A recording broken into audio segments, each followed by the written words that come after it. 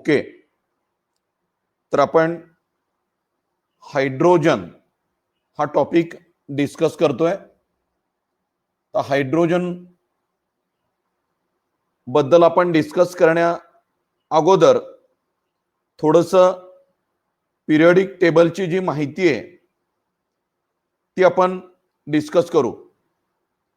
तर periodic table जर आपण बघितला तर त्याच्यामध्ये जे काही इलेमेंट्स आहेत त्या इलेमेंटची अरेंजमेंट अणुक्रमांकाच्या चढत्या क्रमाने केली गेलेली आहे. So elements are arranged in the increasing order of atomic number. अणुक्रमांकाच्या चढत्या क्रमानं मूलद्रव्यांची मांडणी केली आहे.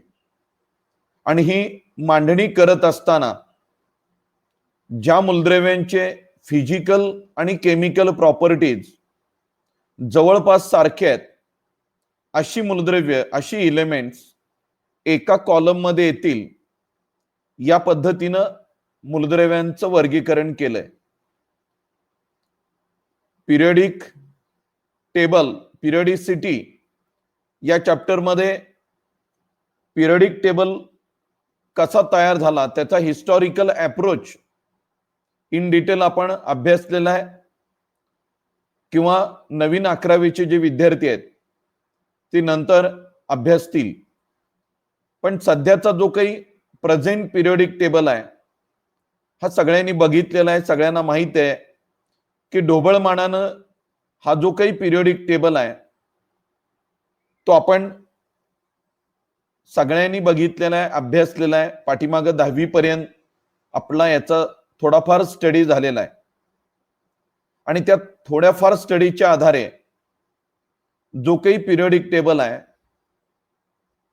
तो मांडणी करत असताना त्याचा जो काही बेस आहे तो बेस कोणता, तर modern periodic law.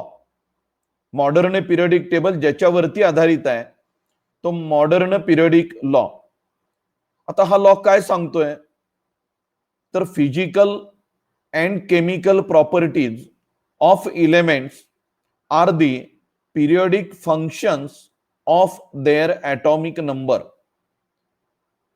So periodic table ज्याच्यावरती आधारित आहे तो modern periodic law given by scientist Moseley काय सांगतोय, that physical and chemical properties are periodic functions of their atomic number. So fundamental property considered during the arrangement of the elements in the periodic table is the atomic number, and elements are arranged in their increasing order of atomic number. शिवाय ज्या मूलद्रव्यांचे physical chemical property जवळपास सारखे आहेत अशी मूलद्रव्य column मध्ये येतील या पद्धतीने मूलद्रव्यांची मांडणी केली आहे. आणि एकूणच जो काही पिरियडिक टेबल आहे त्या पिरियडिक टेबल मध्ये 118 इलेमेंट, एकूण 7 पीरियड्स दॅट इज अ रोज, आडव्या ज्या ओळी आहेत त्यांना पीरियड्स म्हणलं जातं, आणि 18 कॉलम, 18 कॉलम याच्यामध्ये ही सगळी मूलद्रव्य बसवली गेलेली आहेत.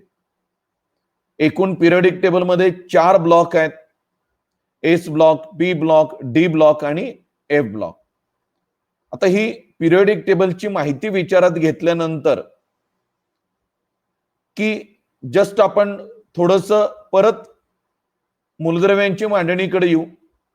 मग ती करत असताना कशी केली गेलेली आहे, तर मूलद्रव्यांच्या अणुक्रमांकाच्या चढत्या क्रमानं पहिली बाजू, आणि दुसरी बाजू अशी आहे की ज्या मूलद्रव्यांचे गुणधर्म सारखे आहेत अशी मूलद्रव्य एका कॉलम मध्ये येतील या पद्धतीनं मांडणी केली गेलेली आहे. तर आपण आज जो काही इलेमेंट या ठिकाणी डिस्कस करतोय तो हा पिरियडिक टेबल मधला पहिला इलेमेंट आहे की ज्या इलेमेंटचं नाव आहे हायड्रोजन. त्याचं सिंबॉलिक रिप्रेझेंटेशन आहे H, आणि अणुक्रमांक आहे त्याचा 1, आणि अणुभारांक सुद्धा 1 इतका आहे. तर या पद्धतीनं हायड्रोजनचं रिप्रेझेंटेशन H11 या पद्धतीनं आपण देतोय किंवा दाखवतोय. तर हायड्रोजन, तर आता या हायड्रोजन या एका इलेमेंटसाठी हा पूर्ण चॅप्टर आपण या ठिकाणी डिस्कस करतोय. त्याचं वेगळंपण ही आपल्याला या हायड्रोजन मध्ये असलेलं हा चॅप्टर शिकत असताना आपल्याला दिसून येईल. कशासाठी आपण हा वेगळा हायड्रोजन हा टॉपिक किंवा हा चॅप्टर या ठिकाणी अभ्यासतोय. मग त्याच्यामध्ये आपण हायड्रोजन बद्दल माहिती घेत असताना पहिला मुद्दा आपण या ठिकाणी डिस्कस करणार आहे, तो position of hydrogen in periodic table. या हायड्रोजनचं पिरियडिक टेबल मधलं स्थान. आता जस्ट मी याच्या अगोदर सांगितल्या पद्धतीनं हा जो काही हायड्रोजन आहे तो पिरियडिक टेबल मधला पहिला इलेमेंट आहे. So it is the first element of the periodic table. त्यामुळे तो पहिलं स्थान या पिरियडिक टेबल मधलं जे काही असेल ते या हायड्रोजनचं असणार आहे. आता ऑब्झर्वेशन बाकीच्या मूलद्रव्यामध्ये आणि हायड्रोजनमध्ये एक असं येतंय की जे बाकीची मूलद्रव्ये आहेत त्यांना कुठला ना कुठला तरी कॉलम त्या ठिकाणी आहे, कुठल्या ना कुठल्या तरी पिरियड मध्ये त्यांची जी काही पोझिशन आहे ती पिरियडिक टेबल मध्ये फिक्स आहे.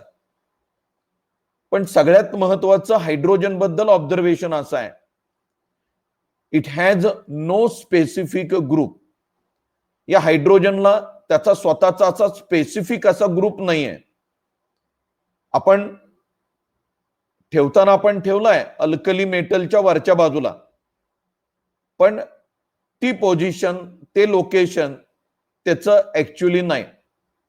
आणि त्यामुळे तुम्हाला दिसतंय पिरियडिक टेबलच्या बरोबर मध्यवर्ती वरच्या भागामध्ये हायड्रोजन हा इलेमेंट त्या ठिकाणी दाखवलाय. आणि हा जो काही हायड्रोजन आहे त्याला कुठलाही प्रकारचा स्पेसिफिक ग्रुप नाही. याला कारणही तसंच आहे. हायड्रोजनच्या बाबतीमध्ये जर आपण अभ्यास केला तर आपल्याला त्याचं एक युनिक बिहेवियर आपल्याला दिसून येतंय. आणि ते युनिक बिहेवियर असल्यामुळं त्या हायड्रोजनला एक युनिक स्पेस, युनिक पोझिशन आपण त्या ठिकाणी पिरियडिक टेबलमध्ये दिली गेलेली आहे. आणि ती बरोबर पिरियडिक टेबलच्या मध्यवर्ती, की ज्याला कुठलाही त्या ठिकाणी आपण कॉलम दाखवणार नाही. आता हे असं का झालं, का त्याला स्पेसिफिक ग्रुप नाही? तर त्या हायड्रोजनचं वैशिष्ट्य असं आहे, it has property of gaining electron. त्याची इलेक्ट्रॉन गेन करण्याची टेंडन्सी आहे. And also property of losing electron. हायड्रोजनचा विचार केला तर हायड्रोजनच्या बाबतीमध्ये त्याच्या केंद्रकामध्ये एक प्रोटॉन आहे, बरोबर? केंद्रकामध्ये एक प्रोटॉन आहे. हायड्रोजन मध्ये कुठल्याही प्रकारचा न्यूट्रॉन नाहीये. हायड्रोजनच्या आयसोटोप मध्ये न्यूट्रॉन आहेत, पण हायड्रोजनचा विचार करायचा झाला तर हायड्रोजनच्या केंद्रकामध्ये केवळ एक प्रोटॉन आहे आणि केंद्रकाच्या बाहेर एक इलेक्ट्रॉन आहे. आता हायड्रोजननं तो जो काही इलेक्ट्रॉन आहे तो जर लॉस केला, दिला, तर हायड्रोजनचं रूपांतर H+ आयॉन मध्ये रूपांतर होईल. आणि त्याची जी काही 1s ॲटॉमिक ऑर्बिटल आहे ते एम्प्टी बनणार आहे, रिकामा बनणार आहे. किंवा या हायड्रोजननं दुसऱ्या कोणाकडून एक इलेक्ट्रॉन जर घेतला तर त्याच्या 1s ॲटॉमिक ऑर्बिटल मध्ये, आउटर मोस्ट शेल मध्ये 2 इलेक्ट्रॉन येणार आहे. आणि हा हायड्रोजन त्याच्या जवळचा inert gas, noble gas helium याचं इलेक्ट्रॉनिक कॉन्फिगरेशन प्राप्त करणार आहे. आता हे दोन्ही जे काही इलेक्ट्रॉनिक कॉन्फिगरेशन मिळणार आहेत after losing electron and after gaining electron, both electronic configuration are stable one. हायड्रोजनने इलेक्ट्रॉन लॉस केला तरीही आपल्याला मिळणारं जे काही इलेक्ट्रॉनिक कॉन्फिगरेशन आहे 1s0 एम्प्टी ॲटॉमिक ऑर्बिटल, तेही आपल्याला स्टेबल मिळतंय. आणि दुसरं बाय गेनिंग इलेक्ट्रॉन, त्यानं जर दुसऱ्या कोणाकडून इलेक्ट्रॉन घेतला तर तो त्याच्या जवळचं नोबल गॅस हेलियम याचं कॉन्फिगरेशन प्राप्त करतोय आणि इनर्ट गॅस प्रमाणे तोही स्टेबल बनतोय. आणि या दोन्ही प्रॉपर्टीमुळं, that property of gaining electron and property of losing electron, hydrogen is placed in no specific group. कुठल्याही एका ग्रुपमध्ये हायड्रोजनला स्थान दिलं जात नाही. आता त्याच्या पाठीमागे अजून एक महत्वाचं ऑब्झर्वेशन आपल्याला येत आहे. कोणतं? तर हा जो काही हायड्रोजन आहे, it resembles with group first, that is alkali metals, as well as it resembles with group 7th A, that is halogen family.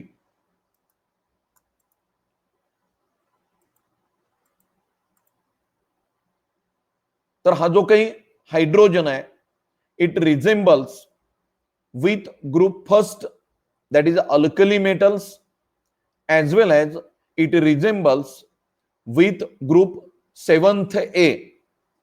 म्हणजे सध्याचा कॉलम नंबर 17 कॉलम, ग्रुप 17 जो आहे, जो 17 कॉलम आहे, त्यालाच आपण हॅलोजन फॅमिली असं आपण म्हणतोय. आणि जो ग्रुप किंवा कॉलम फर्स्ट आहे त्याला आपण अल्कली मेटल म्हणतोय.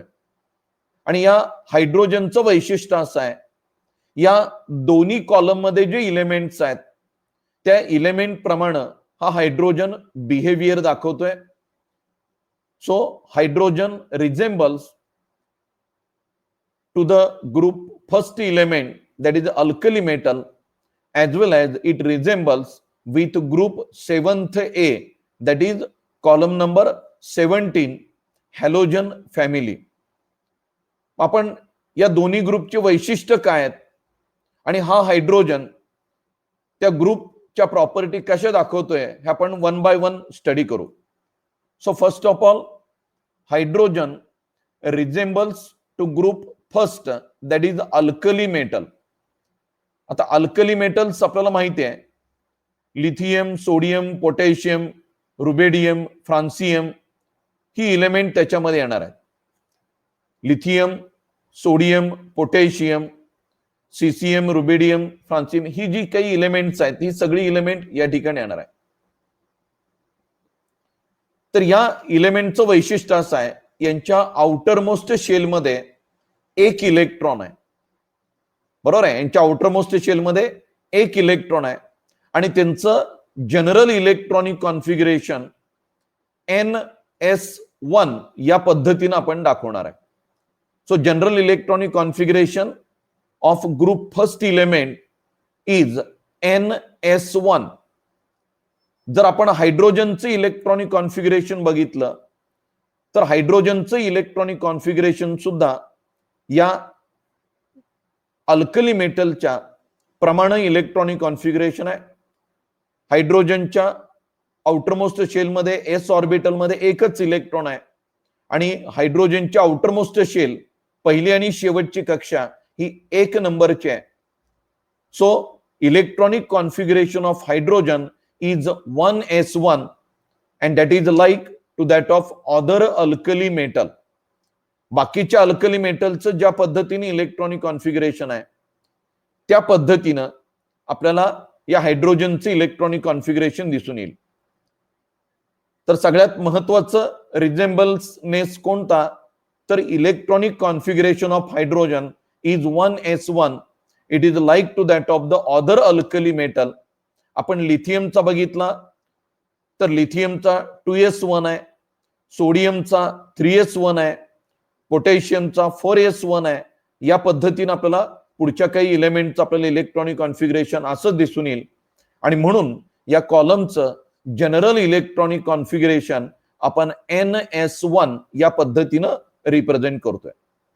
तर पहिलं रिझेंबलनेस अल्कली मेटल बरोबरतीचा की इलेक्ट्रॉनिक कॉन्फिगरेशन. आता दुसरं जे काही आहे, दुसरा सारखेपणा कोणता आहे? These alkali metals are monovalent. Alkali metal हे मोनोव्हॅलंट आहेत and produces Li plus Na plus and K plus by the loss of 1 electron. हे अल्कली मेटल एक इलेक्ट्रॉन लॉस करतायत आणि अल्कली मेटलनी एक इलेक्ट्रॉन लॉस केल्यामुळं ते युनिपॉझिटिव्ह आयॉन त्या ठिकाणी तयार करतायत आणि युनिपॉझिटिव्ह आयन तयार करण्याची टेंडन्सी या अल्कली मेटलकडे आहे. आता हायड्रोजनच्या बाबतीमध्ये विचार केला तर हायड्रोजनच्याही 1s ॲटॉमिक ऑर्बिटलमध्ये एक इलेक्ट्रॉन आहे आणि तोही इलेक्ट्रॉन त्याने जर लॉस केला तर हा हायड्रोजन सुद्धा मोनोव्हॅलंट H प्लस आयॉन तयार करतोय which is like to that of the lithium plus, sodium plus and potassium plus. So hydrogen also form monovalent hydrogen ion like lithium, sodium and potassium. Third, resembleness. आता तिसरा सारखेपणा कोणता आहे तर हे जे अल्कली मेटल्स आहेत ते मोनोव्हॅलंट आहेत, त्यांची व्हॅलन्सी एक आहे. आपल्याला माहिती आहे आपण व्हॅलन्सीच्या व्याख्या पाठीमागे अभ्यासलेले आहेत. व्हॅलन्सी म्हणजे काय तर कंबायनिंग कॅपॅसिटी ऑफ द इलेमेंट, मूलद्रव्याची संयोग पावण्याची क्षमता, त्याला आपण व्हॅलन्सी असं आपण म्हणतोय. मग ही व्हॅलन्सी कशी ठरवायची तर जी मूलद्रव्य मेटल या कॅटेगरीमध्ये येत आहेत किंवा ज्यांच्या आउटरमोस्ट शेलमध्ये 4 पेक्षा कमी इलेक्ट्रॉनची संख्या आहे यांच्या बाबतीमध्ये व्हॅलन्सी कशी सांगणार आहे आपण तर number of electron present in their outermost shell, त्यांच्या बाह्यतम कक्षेमध्ये किती इलेक्ट्रॉन आहेत ती त्यांची व्हॅलन्सी असेल. कोणाच्या बाबतीमध्ये तर मेटलच्या बाबतीमध्ये. आणि जे नॉन मेटल्स आहेत त्या नॉन मेटलच्या बाबतीमध्ये व्हॅलन्सीची व्याख्या ही आपण अभ्यासलेली आहे. नॉन मेटलची व्हॅलन्सी म्हणजे काय तर 8 minus number of electron present in their outermost shell, 8 वजा त्या मूलद्रव्याच्या बाह्यतम कक्षेमध्ये असणाऱ्या इलेक्ट्रॉनची संख्या. आता थोडस अल्कली मेटल बद्दल बोलायचं झालं तर हे मेटल्स आहेत आणि या मेटलच्या आउटरमोस्ट शेलमध्ये 1 इलेक्ट्रॉन आहे आणि त्यामुळे ही मूलद्रव्य मोनोव्हॅलंट आहेत. लक्षात आलं, त्यांची व्हॅलन्सी 1 आहे. हायड्रोजनचं ही इलेक्ट्रॉनिक कॉन्फिगरेशन 1s1 आहे, त्याच्याही आउटरमोस्ट शेलमध्ये 1 इलेक्ट्रॉन आहे आणि हा हायड्रोजन सुद्धा व्हॅलन्सी 1 दाखवणारा इलेमेंट आहे. So valency of hydrogen is also 1. हे एक तिसरं रिझेम्बलनेस. चौथं रिझेम्बलनेस, चौथी सिमिलॅरिटी कोणती असेल तर हे जे काही लिथियम असेल, सोडियम असेल, पोटॅशियम असेल, they form some stable oxide. Lithium Li2O हा स्टेबल ऑक्साइड तयार करतोय, सोडियम Na2O हा स्टेबल ऑक्साइड तयार करतोय, पोटॅशियम K2O हा स्टेबल ऑक्साइड तयार करतोय आणि या स्टेबल ऑक्साइड प्रमाणे हा हायड्रोजन सुद्धा H2O हा एक स्टेबल ऑक्साइड त्या ठिकाणी तयार करतोय. So like to that of the alkali metal we got Li2O, Na2O, these are the stable oxide. Hydrogen also form stable oxide that is H2O which is similar to that of the alkali metal oxide. Alkali metal oxide प्रमाणे हा hydrogen सुद्धा अगदी त्याच पद्धतीचा आपल्याला stable oxide त्या ठिकाणी form करतोय. जनरली याचं रिप्रेझेंटेशन द्यायचं झालं तर आपण E2O या पद्धतीने लिहू शकतो. E2O, E that stand for any element belonging to the column first. Column first मधला कुठलाही इलेमेंट आपण E ने रिप्रेझेंट केला, मग लिथियम असेल, पोटॅशियम असेल, सोडियम असेल, सिसियम असेल, रुबिडियम असेल, फ्रान्सियम असेल, कुठलाही इलेमेंट आपण त्या ठिकाणी घ्या तर हे जे काही इलेमेंट्स आहेत So all these elements are from column first. They form stable oxide of general formula, that is E2O, and like to that of these, hydrogen also form stable oxide, that is H2O. Now fifth similarity with alkali metals is that we know that these alkali metals are good reducing agent. आपण redox reaction हा chapter अभ्यासलेला आहे आणि redox reaction या chapter मध्ये reducing एजंटची व्याख्या पण बघितली. What is reducing agent? Which oxidises itself and reduces to other. बरोबर आहे. जो मूलद्रव्य स्वतःला ऑक्सिडाइज करतोय आणि दुसऱ्याला रिड्यूस करतोय त्याला आपण रिड्युसिंग एजंट असं म्हणणार आहे. आणि हे जे काही अल्कली मेटल्स आहेत की ज्यांच्या आउटरमोस्ट शेलमध्ये एकच इलेक्ट्रॉन आहे, so these alkali metals are good or the strong reducing agent. Alkali metal हे गुड किंवा आपण त्यांना स्ट्रॉंग रिड्युसिंग एजंट असं म्हणू शकतो. They are reducing agent in their atomic as well as molecular state.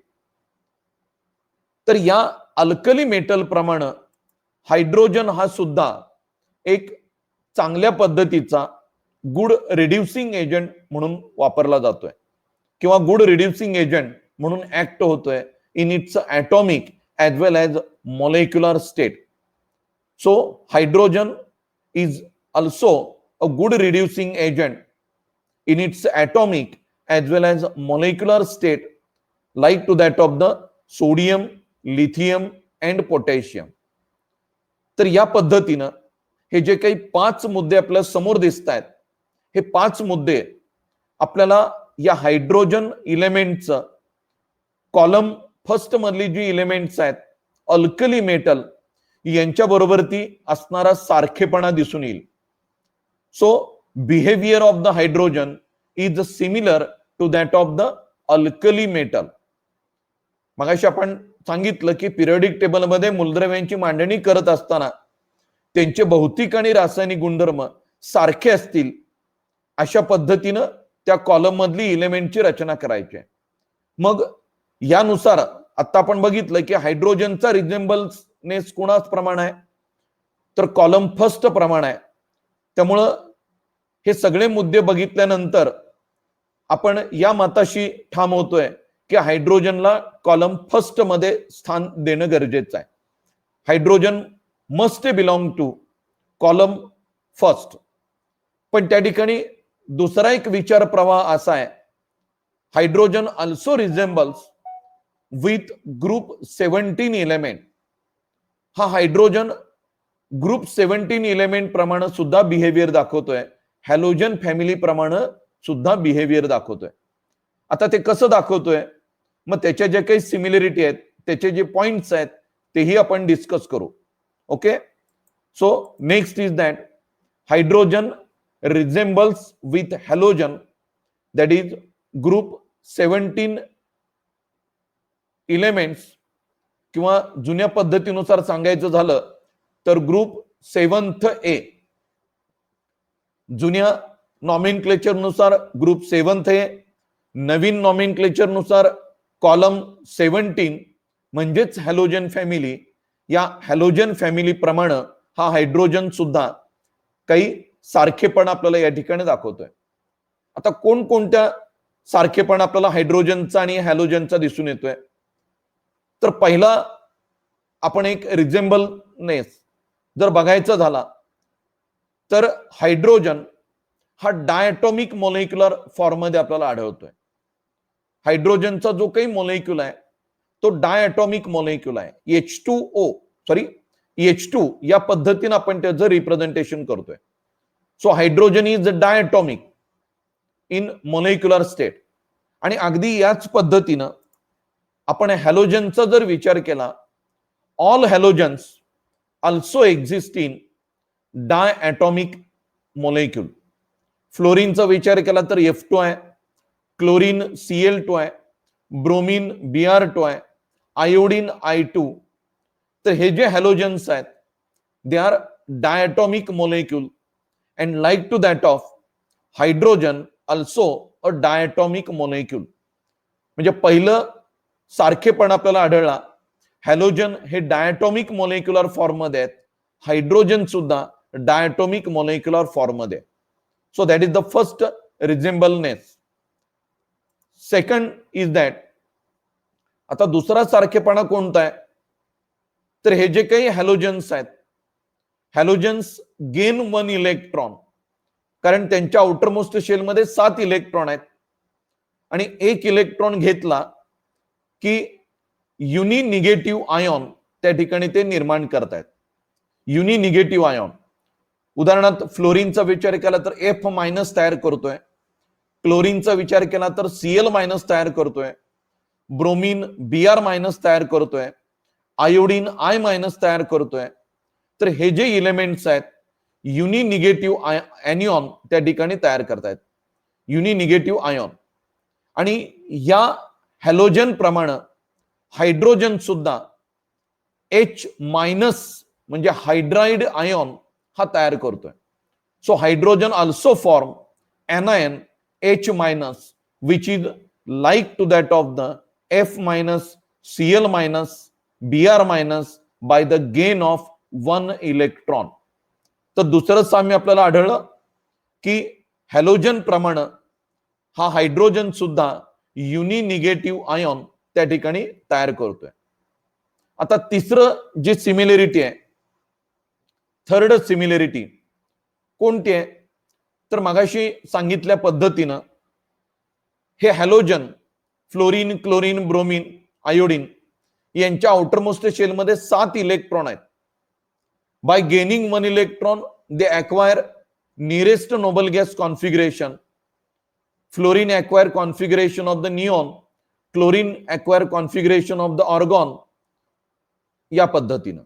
तर हे जे हॅलोजन आहेत ते त्यांच्या जवळच्या नोबल गॅसचं कॉन्फिगरेशन प्राप्त करतायत bye gaining 1 electron and they acquire stable electronic configuration. Stable electronic configuration acquire करतायत. अगदी त्याच पद्धतीनं हा हायड्रोजन सुद्धा 1 इलेक्ट्रॉन अक्वायर करतोय आणि 1 इलेक्ट्रॉन घेतल्यामुळं हायड्रोजनचं सुद्धा इलेक्ट्रॉनिक कॉन्फिगरेशन त्याच्या जवळचा नोबल गॅस म्हणजे हेलियम त्याप्रमाणे होत आहे. So H- has a stable inert gas helium configuration.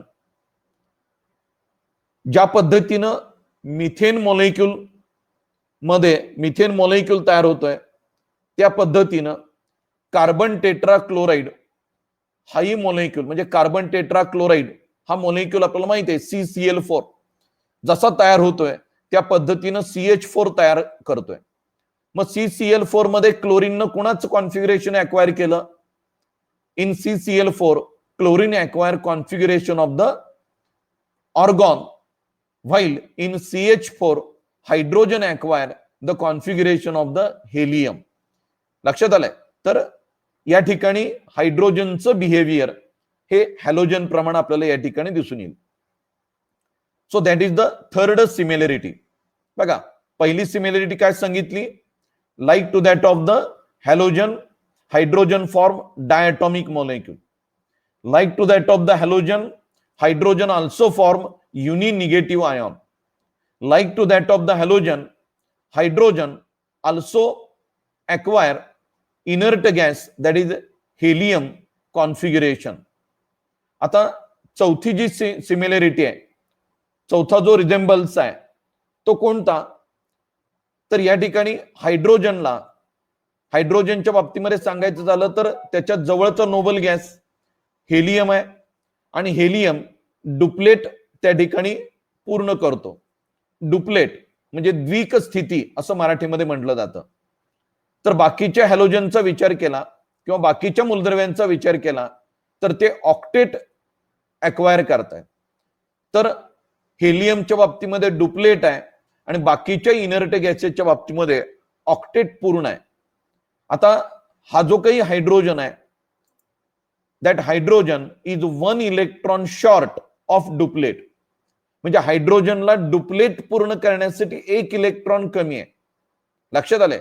अगदी त्याच पद्धतीनं बाकीचे जे हॅलोजन आहेत ते ऑक्टेट पूर्ण करणार आहे आणि त्यांना ऑक्टेट पूर्ण करण्यासाठी सुद्धा एक इलेक्ट्रॉन कमी पडतोय. लक्षात आलं? हायड्रोजनलाही डुप्लेट पूर्ण करण्यासाठी एक इलेक्ट्रॉन कमी पडतोय, तर बाकीच्या हॅलोजनला सुद्धा ऑक्टेट पूर्ण करण्यासाठी एक इलेक्ट्रॉन कमी पडतोय. So 1 electron short, that is the common thing in case of hydrogen and all halogen. 1 electron short to acquire duplet in case of hydrogen, while in case of halogen 1 electron short to acquire octet. Octet पूर्ण करण्यासाठी एक electron कमी आहे.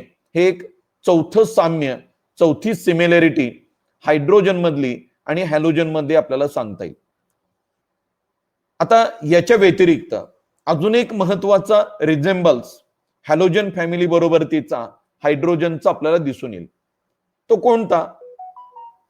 तर हे जे काही halogens आहेत त्यांचा अणूचा आकार लहान आहे आणि अणूचा आकार लहान असल्यामुळं त्यांच्या आउटरमोस्ट शेल मधला जो काही इलेक्ट्रॉन आहे तो इलेक्ट्रॉन रिमूव्ह करायचा झाला तर एनर्जी जास्तीत जास्त लागते. आता या प्रॉपर्टीला म्हणलं जातं आयोनायझेशन एन्थाल्पी. तर आयोनायझेशन एन्थाल्पी म्हणजे काय? तर amount of energy required to remove electron from the outermost shell of an isolated gaseous atom. एखाद्या अणूच्या बाह्यतम कक्षेमधला एक इलेक्ट्रॉन काढण्यासाठी जी काही एनर्जी लागणार आहे त्या एनर्जीला आयोनायझेशन एन्थाल्पी. आता मी परत अल्कली मेटल आणि हॅलोजन कडे येतोय. अल्कली मेटलचा जर विचार केला तर अल्कली मेटलच्या अणूचा आकार मोठा आहे, बरोबर आहे? अल्कली मेटलच्या अणूचा आकार मोठा आहे आणि हॅलोजनचा विचार केला तर हॅलोजनच्या अणूचा आकार लहान आहे. आपल्याला हेही माहिती आहे की अणूचा आकार जेवढा लहान असेल तेवढं त्या अणूच्या केंद्रकामध्ये आणि बाह्यतम कक्षेमध्ये असणाऱ्या इलेक्ट्रॉन मध्ये आकर्षण बल जास्तीत जास्त असतं. Smaller the atomic size, greater the force of attraction between nucleus and electron present in their outermost shell. लक्षात आलंय? आता अल्कली मेटलच्या बाबतीमध्ये जर विचार केला तर त्यांच्या अणूचा आकार मोठा आहे आणि अणूचा आकार मोठा असल्यामुळं केंद्रकामधलं आणि बाह्यतम कक्षेमध्ये असणाऱ्या इलेक्ट्रॉन मधलं आकर्षण बल कमी आहे. लक्षात आलं? आणि आकर्षण बल कमी असल्यामुळं अल्कली मेटलच्या बाबतीमध्ये जी काही आयोनायझेशन एन्थाल्पी आहे ती कमी आहे. Alkali metals have low ionisation enthalpy. लक्षात घ्या, alkali metals have low ionisation enthalpy as they have larger atomic size. अणूचा आकार मोठा आहे and because of that they require very less amount of energy to remove electron. याच्या total opposite halogen मध्ये असणार आहे. Halogens have smaller atomic size, अणूचा आकार लहान आहे and because of smaller atomic size in case of halogen they have high ionization enthalpy. That means energy required to remove electron is too much high in case of halogen. आता परत आपण hydrogen आणि halogen मधलं साम्य काय ते आपण इथं बघू. तर हायड्रोजनची आयोनायझेशन एन्थाल्पी जर आपण मोजली तर ती 1312 किलो जूल पर मोल इतके आहे. 1312 किलो जूल पर मोल इतके आहे. So that is very high.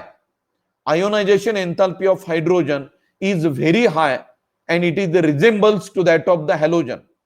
Halogen प्रमाणे, कारण हॅलोजनची ही आयोनायझेशन एन्थाल्पी 1000 किलो जूल पेक्षा जास्त आहे. उदाहरण दाखल द्यायचं झालं तर फ्लोरीनची ionisation enthalpy 1680 kilo joule per mole इतके आहे. अगदी हा पाचवा मुद्दा तुमच्या समोर आहे. Ionization enthalpy of hydrogen is very high, that is 1312 kilo joule per mole. म्हणजे 1 मोल एवढ्या हायड्रोजन मधून त्यांच्या बाह्यतम कक्षेमधला एक इलेक्ट्रॉन काढायचा झाला तर 1312 किलो जूल एवढी एनर्जी त्या ठिकाणी लागते.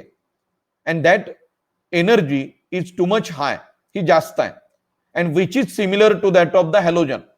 हॅलोजनच्याही बाबतीमध्ये लागणारी एनर्जी आहे ती 1000 किलो जूल पर मोल याच्यापेक्षा जास्त आहे. उदाहरण तुमच्या समोर दिलेलं आहे फ्लोरीनचं. फ्लोरीनचे ionisation enthalpy 1680 kilo joule per mole इतके आहे. तीच आपण लिथियम बरोबर ती तुलना केली, लक्षात आले, लिथियम बरोबर ती तुलना केली, ionization enthalpy of the lithium is only 520 kilo joule per mole. 520 kilo joule per mole आहे, which is comparatively less as compare to the hydrogen as well as halogen.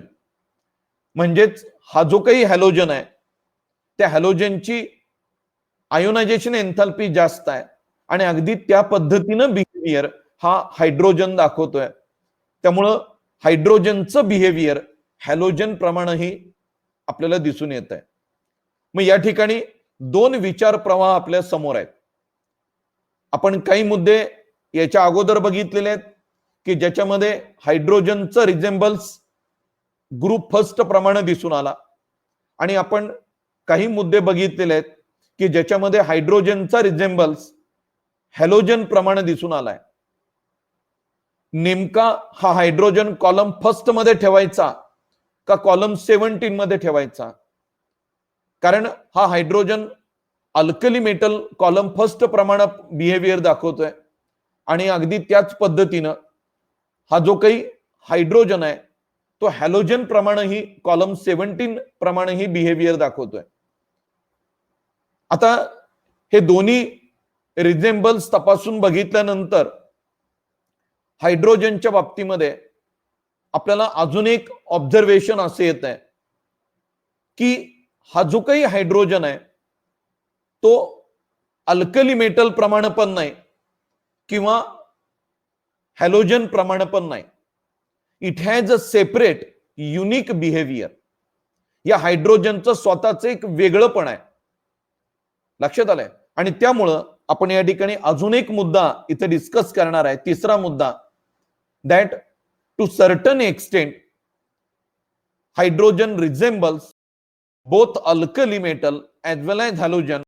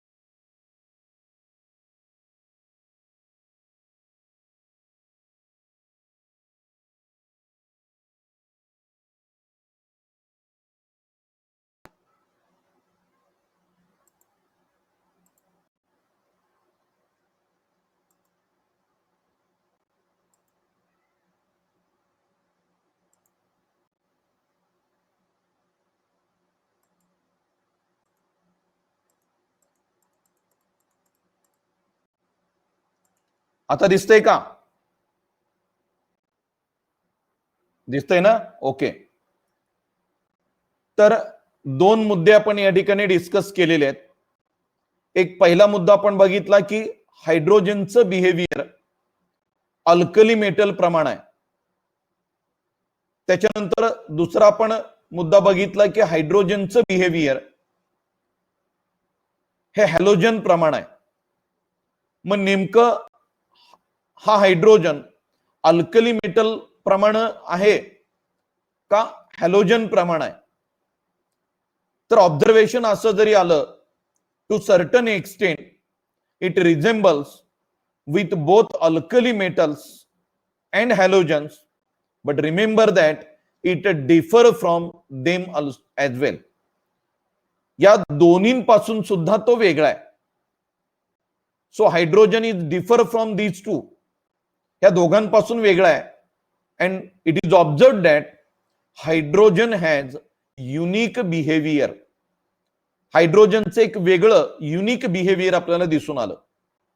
आता ते युनिक बिहेवियर कसं, तर आपल्याला माहिती आहे की हायड्रोजनच्या बाह्यतम कक्षेमध्ये एक इलेक्ट्रॉन आहे, बरोबर आहे. हायड्रोजनचं आपण अणूची जर रचना बघायची झाली तर त्याच्या केंद्रकामध्ये एक प्रोटॉन आहे, न्यूट्रॉन नाही. केंद्रकामध्ये एक प्रोटॉन आहे आणि केंद्रकाच्या बाहेर एक इलेक्ट्रॉन आहे. आता तो जर इलेक्ट्रॉन त्या हायड्रोजननं लॉस केला तर त्या हायड्रोजनचं रूपांतर होणार आहे न्यूक्लियस मध्ये, की ज्या न्यूक्लियसची साईज आपण ऍटॉमिक स्ट्रक्चर या चॅप्टर मध्ये शिकलेली आहे. किती आहे? एनीवन? 10⁻⁻15 मीटर, बरोबर आहे. दॅट इज 1 फर्मी असं आपण त्या ठिकाणी म्हटलंय. सो दॅट इज रफ, फक्त ऑर्डर तुम्हाला त्या ठिकाणी सांगितले. 10⁻15 ही ऑर्डर त्या ठिकाणी आहे. ऍक्च्युअल साईज जर आपण न्यूक्लियसची जर बघितली, that is approximately 1.5 into 10⁻³ picometre, म्हणजेच 1.5 इंटू 10⁻15 मीटर. 1.5 गुणिले 10⁻15 मीटर म्हणा किंवा 10⁻³ पिकोमीटर असं म्हणा. लक्षात आलंय? म्हणजेच loss of electron from hydrogen, hydrogen जर इलेक्ट्रॉन लॉस केला, it result in the nucleus of hydrogen. हायड्रोजनच्या केंद्रकामध्ये त्याचं रूपांतर होत आहे, की ज्याचा आकार साईज किती आहे? 1.5 इंटू 10⁻³ पिकोमीटर. आणि लक्षात घ्या, this is extremely small as compared to the normal atomic and ionic size. ही जी काही साईज आपल्याला मिळते ही एक्स्ट्रीमली स्मॉल आहे, अपेक्षेपेक्षाही लहान आहे, बरोबर आहे. नॉर्मल ॲटॉमिक साईज किती असते? नॉर्मल ॲटॉमिक किंवा आयोनिक साईज तर 50 ते 200 पिकोमीटर इतके असते. आणि इथं ऑब्झर्वेशन येते, हायड्रोजननं जर इलेक्ट्रॉन लॉस केला तर त्याचं केंद्रकामध्ये रूपांतर होणार आहे, की ज्या हायड्रोजनच्या आयनाचा आकार 1.5 into 10⁻³ picometre, that is extremely small as compared to the normal atomic and ionic size. And remember that this is the unique behavior. हे युनिक बिहेवियर आहे या हायड्रोजनचं. लक्षात आलंय? हायड्रोजनचं हे वेगळं बिहेवियर आहे.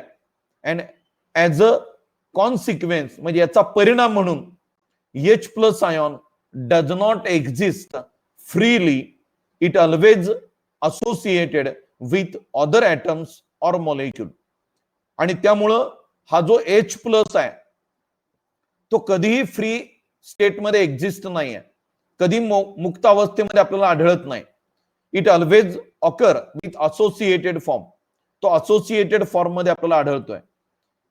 That is the unique and extra behaviour of hydrogen. आता या सगळ्या मुद्द्यांचा विचार करता, बरोबर आहे, जसं एखाद्या कोर्टामध्ये म्हणलं जातं कि तमाम गवाहों के बयानात ये अदालत इस नतीजे पे पहुंची है, अगदी त्या वाक्याप्रमाणे ह्या सगळ्या मुद्द्यांचा विचार करता पहिला मुद्दा अल्कली मेटल प्रमाण असणारा बिहेवियर, दुसरा मुद्दा हायड्रोजनचं हॅलोजन प्रमाण असणारा बिहेवियर, आणि तिसरा मुद्दा की जरी तो हायड्रोजन म्हणजे हा हायड्रोजन अल्कली मेटल आणि हॅलोजन प्रमाणे जरी वाटला तरी त्याचं एक वेगळं पण आपल्याला दिसून आलं. आणि ह्या सगळ्या मुद्द्यांचा विचार करता आपण एक निष्कर्ष या ठिकाणी काढतोय की हा जो हायड्रोजन आहे that has a unique behaviour. So thus hydrogen has unique behaviour and it is therefore best to place separately in the periodic table. आणि त्यामुळं या हायड्रोजनला अल्कली मेटलच्या कॉलम मध्ये किंवा हॅलोजनच्या कॉलम मध्ये न ठेवता त्याचं वेगळं आणि युनिक बिहेवियर असल्यामुळं हा पिरियडिक टेबल मध्ये सेपरेटली ठेवला जातोय. आणि पिरियडिक टेबलच्या बरोबर मध्यावरती आपल्याला त्याचं स्थान त्या ठिकाणी देता येईल. So that's all about position of the hydrogen in periodic table. हे या हायड्रोजनचं पिरियडिक टेबल मधलं स्थान. ना तो कॉलम फर्स्ट मध्ये आपल्याला ठेवायचा आहे, ना तो कॉलम 17 मध्ये ठेवायचा आहे. हायड्रोजनचं युनिक बिहेवियर असल्यामुळं त्याला पिरियडिक टेबल मध्ये एक सेपरेट वेगळं आणि मानाचं स्थान आपण पिरियडिक टेबल मध्ये बरोबर मध्यवर्ती त्या ठिकाणी देतोय. So that's all about position of the hydrogen in the periodic table. आता जस्ट हे सगळे मुद्दे आपण पोझिशन बघितलंय. त्याच्यानंतर पुढचा मुद्दा आपल्याला बघायचा आहे तो म्हणजे हायड्रोजनचं एक्झिस्टन्स. जस्ट मगाशी आपण बघितलं hydrogen exist in diatomic form. त्याची ॲटॉमिसिटी 2 आहे आणि ॲटॉमिसिटी 2 असल्या कारणानं लक्षात घ्या, ॲटॉमिसिटी 2 असल्या कारणानं त्याला आपण हायड्रोजन न म्हणता त्याला डायहायड्रोजन असं म्हणता येईल आणि त्याचं रिप्रेझेंटेशन H2 या फॉर्म्युलानं देणार आहे. सो डायहायड्रोजन और H2. तर हा जो काही डायहायड्रोजन आहे त्याचे वेगवेगळे काही मुद्दे आपण या खाली डिस्कस करणार आहे. मग त्याच्यामध्ये पहिला मुद्दा आपण बघणार आहे त्याचा असणारा ऑकरन्स. त्याच्यानंतर दुसरा मुद्दा आपण बघणार आहे त्या हायड्रोजनचे असणारे आयसोटोप्स. त्याच्यानंतर तो जो काही हायड्रोजन आहेत त्या हायड्रोजनच्या बाबतीमध्ये असणाऱ्या काही प्रॉपर्टीज, मग त्याच्यामध्ये काही फिजिकल प्रॉपर्टीचा अभ्यास करणार आहे, केमिकल प्रॉपर्टीचा अभ्यास करणार आहे आणि या प्रॉपर्टी डिस्कस करण्या अगोदर या हायड्रोजनचं प्रिपरेशन म्हणजे एक एक मुद्दा आपण बघत जाणार आहे. पहिला मुद्दा बघणार आहे ऑकरन्स, त्याच्यानंतर आयसोटोप्स ऑफ द हायड्रोजन, त्याच्यानंतर preparation of hydrogen and then properties of hydrogen. आणि हे सगळं डिस्कस झाल्यानंतर शेवटचा मुद्दा हायड्रोजनच्या बाबतीमध्ये जो डिस्कस करणार आहे डायहायड्रोजनच्या बाबतीमध्ये तो म्हणजे युजेस ऑफ डायहायड्रोजन.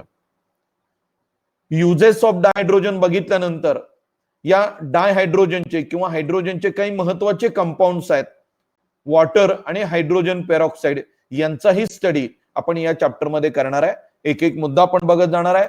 पहिला मुद्दा आपण बघणार आहे तो occurrence. Occurrence of the hydrogen. आता हायड्रोजनचा जर ऑकरन्स आपण बघितला so it is the most abundant element in the universe. हे जे युनिवर्स आहे बरोबर आहे, ब्रह्मांड आहे, या युनिवर्स मध्ये हा सगळ्यात जास्त आढळणारा एलिमेंट आहे. लक्षात घ्या, अर्थ वरती म्हणत नाही मी, युनिवर्सचा आपण विचार करतोय, ब्रह्मांडाचा विचार करतोय. So hydrogen is most abundant element in the universe. That is about 70% of total mass of the universe. एकूण जे विश्व आहे ते विश्वाचं एकूण वस्तुमानाच्या 70% एवढं वस्तुमान एकट्या हायड्रोजनचं आहे. लक्षात आलंय. जसं आपण अर्थच्या ऍटमॉस्फिअरचा विचार केला तर अर्थच्या ऍटमॉस्फिअर मध्ये मोस्ट अबंडंट इलेमेंट कोणता असेल तर नायट्रोजन. ऍटमॉस्फिअर मधला, लक्षात घ्या, ऍटमॉस्फिअर मधला, ऍटमॉस्फिअरिक एअर मधला मोस्ट अबंडंट इलेमेंट कोण? Nitrogen. 78% by volume of the air. आणि दोन्ही अवस्थांचा विचार केला, कंबाइनड स्टेट, फ्री स्टेटचा, तर मोस्ट अबंडंट इलेमेंट आपल्याला सापडतो तो oxygen. So oxygen is the most abundant element in the अर्थ, पृथ्वीवरती. पण आपण विचार करतोय सध्या हायड्रोजनच्या बाबतीमध्ये एकूण पूर्ण विश्वामध्ये सगळ्यात जास्त आढळणारा इलेमेंट कोणता असेल तर hydrogen. So hydrogen is the most abundant element in the universe and that is of about 70% of the total mass of the universe. एकूण विश्वाच्या 70% एवढं मास हे एकट्या हायड्रोजनचं आहे. त्यामुळे पहिला मुद्दा अतिशय महत्वाचा आहे. Dihydrogen is the most abundant element in the universe. Hydrogen is the most abundant element in the universe. That is 70% of the total mass of the universe. आणि दुसरी बाजू it is the principal element of solar atmosphere. जे solar atmosphere आहे, जे सूर्यमाला आहे, त्या सूर्यमालातलं सगळ्यात जास्त आढळणारा हा इलेमेंट आहे, प्रिन्सिपल इलेमेंट आहे. आपल्याला दोन महत्वाचे ग्रह माहिती आहेत, ज्युपिटर बरोबर आहे आणि सॅटर्न. सो जायंट प्लॅनेट, सगळ्यात मोठी प्लॅनेट, जायंट प्लॅनेट ज्युपिटर गुरु आणि सॅटर्न शनी बरोबर आहे, शनी. ज्युपिटर आणि म्हणजे गुरु आणि सॅटर्न शनी या दोन्ही ग्रहांवरती सगळ्यात जास्तीत जास्त आपल्याला सापडतोय तो हायड्रोजन. अगदी हे जे काही दोन ग्रह आहेत ते परवा पाठीमाग आपण बघितलं, गुरु आणि शनी हे दोन्हीही ग्रह पृथ्वीवरून आपल्याला दिसत होते, त्यांच्यामधली युती आपल्याला त्या ठिकाणी दिसून आली. आता पृथ्वीवरून दिसू शकतायत याचा अर्थ त्यांचा आकार किती मोठा आहे. ते जायंट प्लॅनेट्स आहेत आणि या जायंट प्लॅनेटमध्ये जे काही आहे ते केवळ आणि केवळ हायड्रोजन आहे. एवढंच नाही तर आपल्याला माहिती आहे सूर्य जी काही एनर्जी निर्माण करतोय, ती जी काही एनर्जी आहे ती एनर्जी या हायड्रोजनमुळेच आहे. आपल्याला माहिती असेल नसेल, हायड्रोजनवरती घडणारी जी प्रक्रिया आहे ती फ्युजन प्रोसेस आहे आणि या हायड्रोजनच्या फ्युजन प्रोसेसमध्ये सतत हायड्रोजनचं रूपांतर हेलियम मध्ये होते आणि हायड्रोजनचं रूपांतर हेलियम मध्ये या फ्युजन प्रोसेस चालू असताना प्रचंड लाईट एनर्जी आणि हीट एनर्जी बाहेर टाकली जाते की ज्याच्यावरती पृथ्वीवरची जीवसृष्टी अवलंबून आहे. लक्षात आलंय? म्हणजेच आपल्या जगण्यासाठी, आपल्या अस्तित्वासाठी केवळ ऑक्सिजन हाच एकमेव इलेमेंट नसून आपलं जे अस्तित्व आहे तो अबाधित राखणारा, आपलंच काय तर सगळ्या जीवसृष्टीचं अस्तित्व अबाधित राखणारा जो कोण असेल तो हायड्रोजन म्हणायला हरकत नाही.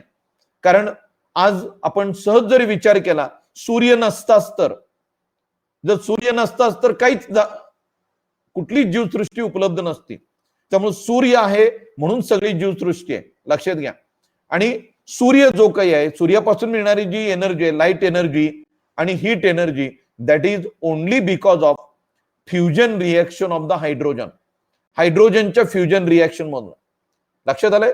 So hydrogen is the most abundant element in the universe, that is about 70% of the total mass of the universe. It is the principal element in the solar atmosphere, and giant planets Jupiter and Saturn consist mostly of hydrogen. त्यांच्यामध्ये जास्तीत जास्त आढळतोय तो hydrogen. आता हे झालं युनिव्हर्सचा विचार. थोडासा आपण अर्थ ऍटमॉस्फिअरचा पण विचार करू. अर्थ ऍटमॉस्फिअर मध्ये मात्र हा जो काही हायड्रोजन आहे तो अगदी कमीत कमी आढळला जातोय. It is less abundant in the earth atmosphere, that is about only 15% by mass. पृथ्वीवरचं जे वातावरण आहे, या पृथ्वीवरच्या वातावरणामध्ये हायड्रोजन हा लेस अबंडंट आहे, सगळ्यात कमी आहे, कमीत कमी आहे. ओनली 15% बाय मास. फक्त 0.15% एवढं बाय मास हा हायड्रोजन अर्थच्या ऍटमॉस्फिअर मध्ये आपल्याला आढळ जाईल. So it is less abundant in the earth atmosphere. आणि सगळ्यात महत्वाचं, it occur in combined form. It constitute 15.4% of the earth crust. Earth crust मध्ये जे वेगवेगळी संयुग आहेत, या वेगवेगळ्या संयुगांच्या स्वरूपामध्ये हा हायड्रोजन कंबाइन्ड स्टेट मध्ये आढळतोय. मग त्याचे वेगवेगळे कंबाइन्ड फॉर्म आपल्याला सांगता येतील. त्यातला सगळ्यात मोठा, प्रचंड मोस्ट अबंडंट असणारा फॉर्म अर्थ क्रस्ट मधला वॉटर, पाणी. लक्षात आलंय? Along with that hydrogen also occur in plant, animal tissue, carbohydrate, protein, hydride. So all these. लक्षात आलंय? सो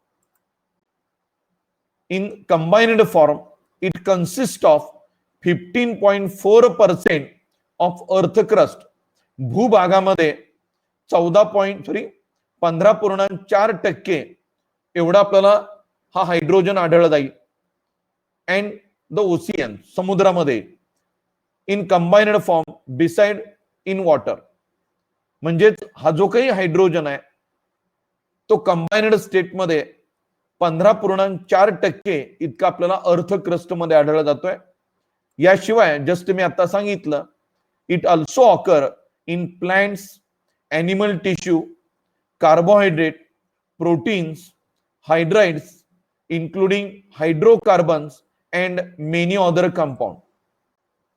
याच्याशिवाय हा जो काही हायड्रोजन आहे तो प्लांटमध्ये, ॲनिमल टिश्यूमध्ये, कार्बोहायड्रेटच्या फॉर्ममध्ये, प्रोटीनच्या फॉर्ममध्ये, हायड्रोकार्बनच्या फॉर्ममध्ये किंवा अजून कितीतरी अशी कंपाऊंड आहेत की ज्या कंपाऊंडच्या स्वरूपामध्ये हा हायड्रोजन आपल्याला कंबाइन्ड स्टेटमध्ये आढळला जातोय. So that's all about occurrence of the hydrogen. तर पहिला मुद्दा आपल्याला या ठिकाणी ऑकरन्स मध्ये देता येईल. It is the most abundant element in the universe. लक्षात घ्या, it is the principal element of the solar atmosphere.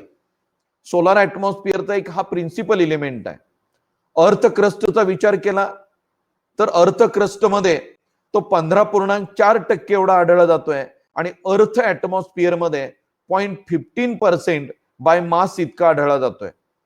याच्याशिवाय तो कंबाइन्ड स्टेटमध्ये काही प्लांट मध्ये, ॲनिमल मध्ये, कार्बोहायड्रेट फॉर्म मध्ये, प्रोटीन फॉर्म मध्ये, काही मेटल हायड्राइड फॉर्म मध्ये, हायड्रोकार्बन फॉर्म मध्ये किंवा अजून काही अन्य कंपाऊंडच्या स्वरूपामध्ये आपल्याला हा हायड्रोजन आढळला जातोय. So that's all about occurrence of hydrogen. Now next is that isotopes of hydrogen. आता या हायड्रोजनच्या आयसोटोप्स कोणते आहेत? तर हायड्रोजनच्या बाबतीमध्ये आयसोटोप सांगायचे झाले तर एकूण 3 आहेत. आयसोटोप्स म्हणजे आपल्याला माहिती आहे, having same atomic number but different atomic mass number. अणुक्रमांक सारखा आहे मात्र अणुभारांक भिन्न आहे. आणि आपल्याला दुसरी बाजू माहिती आहे, isotopes are form due to difference in the number of neutron. यांच्यामध्ये न्यूट्रॉनच्या संख्येमधल्या फरकामुळे हे आयसोटोप तयार होत आहेत. हायड्रोजनच्या बाबतीमध्ये सांगायचं झालं तर एकूण 3 आयसोटोप्स आहेत. एकाला जो पहिला आहे त्याला प्रोटियम असं म्हटलं जातं, त्याचं रिप्रेझेंटेशन आहे H11. दुसरा आहे तो ड्यूटेरियम, त्याचं रिप्रेझेंटेशन आहे H12 और D. H12 न किंवा D न डिनोट केला जातो. आणि तिसरा जो आहे तो ट्रिटियम, त्याचं रिप्रेझेंटेशन आहे H13 और T, कॅपिटल T न तो डिनोट करणार आहे. So hydrogen has 3 isotope, protium, deuterium and tritium. आता हे जे काही 3 आयसोटोप्स आहेत, they are differ from one another with respect to presence of neutron. Just आता सांगितलं, आयसोटोप मध्ये जो फरक सापडणार आहे तो फरक कशामुळे? Due to difference in the number of neutron. These isotopes differ from one another in respect of the presence of neutron. आपण मागाशी सांगितलं की हायड्रोजन म्हणजे प्रोटियम हा एकमेव अशा पद्धतीचा ऍटम आहे की ज्याच्या केंद्रकामध्ये न्यूट्रॉन नाही. लक्षात घ्या, प्रोटियमच्या केंद्रकामध्ये न्यूट्रॉन नाही. प्रोटियमच्या केंद्रकामध्ये केवळ एक प्रोटॉन आहे आणि केंद्रकाच्या बाहेर केवळ एक इलेक्ट्रॉन आहे. याच्यामध्ये न्यूट्रॉन नाही. ड्यूटेरियमचा विचार केला तर केंद्रकामध्ये एक प्रोटॉन आहे, एक न्यूट्रॉन आहे आणि केंद्रकाच्या बाहेर एक इलेक्ट्रॉन आहे. आणि ट्रिटियमचा विचार केला तर एक प्रोटॉन, 2 न्यूट्रॉन आणि एक इलेक्ट्रॉन या पद्धतीने आपल्याला सांगता येईल. सो जो ऑर्डिनरी हायड्रोजन आहे, निसर्गामध्ये आढळणारा जो हायड्रोजन आहे तो स्टेबल आयसोटोप, त्याला आपण प्रोटियम असं म्हणणार आहे. Ordinary hydrogen that is protium has no neutron, त्याच्याकडे कसल्याही प्रकारचा न्यूट्रॉन नाही.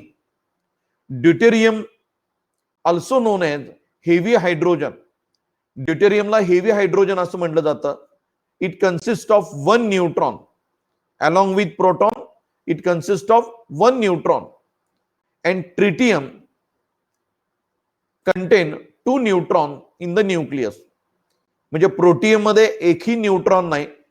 ड्यूटेरियम मध्ये केंद्रकामध्ये एक प्रोटॉन आणि एक न्यूट्रॉन आहे आणि ट्रिटियम मध्ये केंद्रकामध्ये एक प्रोटॉन आणि 2 न्यूट्रॉन त्या ठिकाणी असतील. तर या पद्धतीनं हा जो काही हायड्रोजन आहे त्या हायड्रोजनचे जे आयसोटोप आहेत प्रोटियम, ड्यूटेरियम आणि tritium, they are differ due to the number of neutron. त्यांच्या न्यूट्रॉन मध्ये फरक आहे. आता हा जो काही ऑर्डिनरी हायड्रोजन म्हणजे हा जो निसर्गामधला हायड्रोजन आहे तो predominant form that is protium. So predominant form of the hydrogen is protium. म्हणजे निसर्गामध्ये जो काही हायड्रोजन आपल्याला आढळला जातोय तो जास्तीत जास्त हायड्रोजन हा प्रोटियमच्या स्वरूपामध्ये आहे, म्हणजे H11 फॉर्म मध्ये. लक्षात आलं? जो काही टेरेस्ट्रियल हायड्रोजन आहे it content 0.0156% of deuterium mostly in the form of HD. आता टेरेस्ट्रियल हायड्रोजन म्हणजे वातावरणामधला जो हायड्रोजन आहे इट कंटेन त्याच्यामध्ये आहे किती तर 0.0156% ऑफ ड्यूटेरियम. म्हणजे ड्यूटेरियमचं प्रमाण किती आहे तर 0.0156% एवढा आहे. लक्षात आलंय? एवढा ड्यूटेरियम आहे आणि तो कशाच्या स्वरूपामध्ये आहे mostly in the form of HD. आता HD याचा अर्थ काय तर लक्षात घ्या हाय डेफिनेशन नव्हे.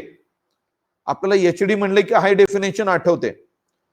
हाय डेफिनेशन नाही. हायड्रोजनचं रिप्रेझेंटेशन आपण कसं देतोय तर डाय हायड्रोजन H2 तो प्रोटियम आहे तो प्रोटियमचं रिप्रेझेंटेशन H2 म्हणजे त्याच्यामध्ये 2 हायड्रोजनचे अणू आहेत. तर जो टेरेस्ट्रियल हायड्रोजन आहे की ज्याच्यामध्ये 1 हायड्रोजन आणि 1 ड्यूटेरियम या स्वरूपामध्ये आपल्याला टेरेस्ट्रियल जो ड्यूटेरियम आहे तो या स्वरूपामध्ये आढळला जातोय. म्हणजे निसर्गामधला जो हायड्रोजन आहे तो मेजॉरिटी हायड्रोजन हा प्रोटियमच्या फॉर्म मध्ये म्हणजे H2 फॉर्म मध्ये आहे. पण 0.0156% एवढा जो हायड्रोजन आहे तो हायड्रोजन HD फॉर्म मध्ये आहे म्हणजे ड्यूटेरियमच्या फॉर्म मध्ये आपल्याला आढळतोय. So terrestrial hydrogen contain 0.0156% of deuterium mostly in the form of HD. H म्हणजे हायड्रोजन म्हणजे प्रोटियम आणि D म्हणजे ड्यूटेरियम.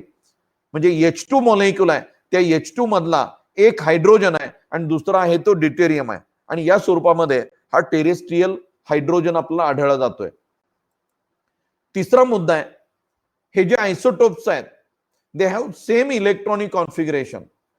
हायड्रोजनचे जे आयसोटोप्स आहेत प्रोटियम, ड्यूटेरियम आणि tritium they have same electronic configuration and because of their same electronic configuration they have similar or exactly same chemical behavior. त्यांचं chemical nature सुद्धा सारखं आहे. त्यांच्या केमिकल प्रॉपर्टी सुद्धा सारख्या आहेत कारण आपण अभ्यासलंय मागं शिकलेलो आहे. So chemical properties are decided on the basis of their electronic configuration. एखादा पदार्थ मेटल आहे, एखादा पदार्थ नॉन मेटल आहे, एखादा पदार्थ मेटलॉइड आहे हे सांगण्यासाठी पहिल्यांदा आपल्याला त्याचं इलेक्ट्रॉनिक कॉन्फिगरेशन लिहिणं गरजेचं आहे. आणि ज्या ज्या मूलद्रव्यांचं इलेक्ट्रॉनिक कॉन्फिगरेशन सारखे येते पर्टिक्युलरली आयसोटोपचं इलेक्ट्रॉनिक कॉन्फिगरेशन सारखं आहे याचा अर्थ त्याचं केमिकल बिहेवियर सुद्धा सारखं असणार आहे. So isotopes have same electronic configuration and therefore they have almost same chemical property.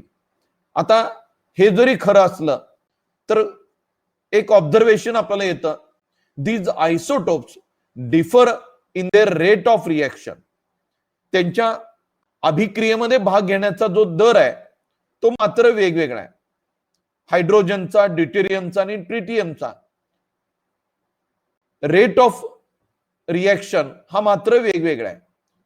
So they differ in their rate of reaction and that is mainly due to difference in the enthalpy of bond dissociation. तर लक्षात घ्या these isotopes of the hydrogen differs in their rates of reaction.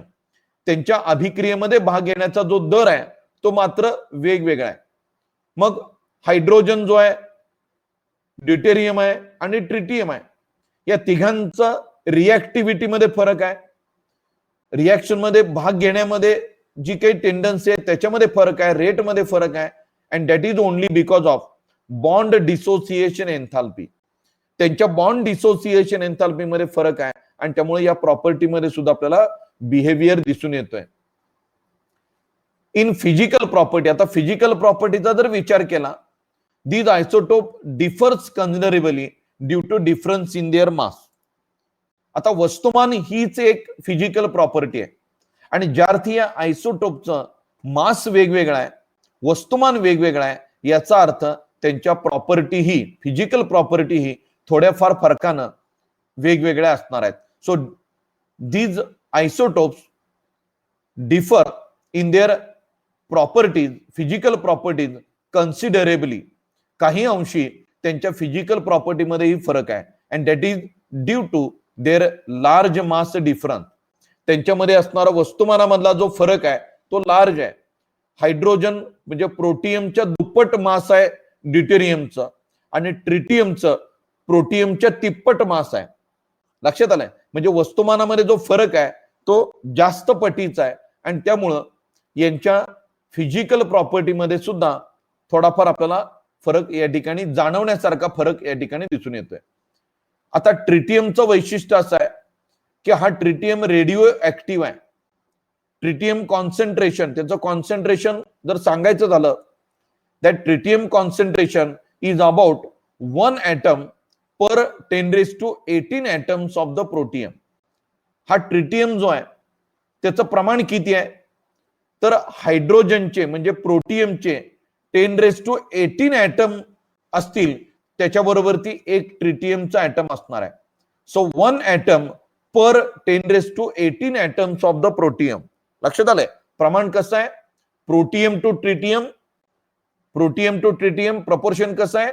10⁻18:1 हे proportion protium to tritium आपल्याला सांगता येईल. आणि सगळ्यात महत्वाचा आता जस्ट मी उल्लेख केला, tritium is a radio active. हा ट्रिटियम रेडिओ ऍक्टिव्ह आहे. It emits low energy beta particles. या ट्रिटियम मधून सातत्यानं कमी एनर्जीचे बीटा पार्टिकल बाहेर टाकले जात आहेत आणि त्या ट्रिटियमचं डिसइंटिग्रेशन होतं. लक्षात आलंय? So tritium undergoes a disintegration by the loss of beta particle and as it is radioactive, its a property is that half life period 12.33 years, 12.33 वर्ष हा त्याचा हाफ लाईफ पिरियड आहे. लक्षात घ्या, half life period is the property of the radio element. Radio एलिमेंटची ही property आहे आणि हा ट्रिटियम ज्यार्थी रेडिओ आहे त्याची रेडिओ प्रॉपर्टी म्हणजे हाफ लाईफ पिरियड हा किती आहे, तर 12.33 years. And that's all about isotopes of the hydrogen. हायड्रोजनचे आयसोटोप्स जे काय आहेत, प्रोटियम, ड्यूटेरियम आणि ट्रिटियम, त्यांचं जे काही एक्झिस्टन्स, त्यांच्यामध्ये असणाऱ्या प्रॉपर्टी आणि त्यांचं असणारं प्रपोर्शन, ह्या सगळ्यांचा विचार आपण या ठिकाणी केलाय. लक्षात घ्या, यापैकी आपल्याला विचारण्यासारखं जे काही असेल ते प्रपोर्शन ऑफ ड्यूटेरियम. लक्षात आलं? ड्यूटेरियमचं प्रमाण, terrestrial hydrogen contain 0.0156% deuterium in the form of HD. HD form मध्ये हा टेरेस्ट्रियल हायड्रोजन आपल्याला ड्यूटेरियमच्या फॉर्म मध्ये आपल्याला आढळला जातोय. And that's all about isotopes of the hydrogen. या ठिकाणी हायड्रोजनचे आयसोटोप जे आहेत ते पूर्ण झालेले आहेत. ठीक आहे, 6:30 वाजलेले आहेत. याच्या पुढचा जो भाग आहे उद्या करेक्ट 5ला, 5च्या अगोदर लॉग इन व्हा. 5च्या अगोदर लॉग इन व्हा म्हणजे आपल्याला बरोबर 5 वाजता चालू करता येत आहे, वेळ होणार नाही. उद्या आपण बघणार आहे that is the preparation of dihydrogen. हा जो काही डायहायड्रोजन आहे त्याचं प्रिपरेशन आपण उद्या तासाला डिस्कस करायचं आहे. Okay, thank you very much. Have a nice day, sorry, good evening and good night.